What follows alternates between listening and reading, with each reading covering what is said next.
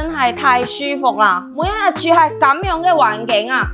而家咧，坦洲新出加推呢個第4代住宅，竟然10萬蚊就可以攞低呢一套126個平方嘅豪裝4房，其中一間房間仲係送俾你嘅，真係太誇張啦！126個平方嘅使用率可以足足去到130%，你話誇唔誇張？而且樓下仲有3個幼稚園、3個小學，而且3個中學，生活一站俱全，8萬平方嘅商業街都係配備埋俾你啊！門口3車開嘅中隔門，野落嘅5合1智能密碼鎖，全部都係交標俾到你。公共洗手間就位於呢個位置，對面呢個房間唔計建築面積，全部贈送，非常之 OK 啊！南北通道嘅設計非常舒服，全屋嘅天花吊頂以及大金嘅中央冷氣，全部都係交標。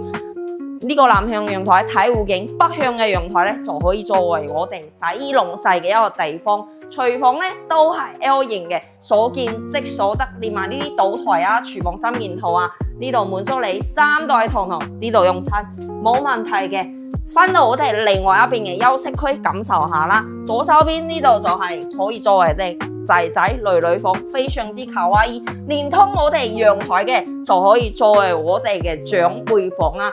俾爹哋媽咪比較方便。最後就翻到我最中意嘅主人房啦，睇下呢個270度嘅觀景飄窗，你中唔中？而且呢啲飄窗已經全部升級咗，係呢啲80公分嘅喎，而且帶咗一個非常之大嘅衣帽間啊，俾到你可以俾我哋女主人擺低所有嘅名牌包包衫都係有位置，仲帶咗套廁俾到你啊！30%嘅一個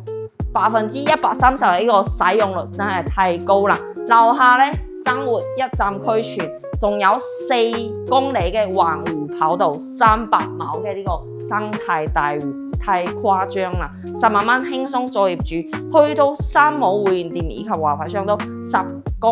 分鐘左右嘅時間，翻到港珠澳大橋人工島以及拱北口岸，僅需要10零分鐘。感興趣嘅朋友可以喺評論區 call 3條6，我係小雅，點個關注帶你睇樓。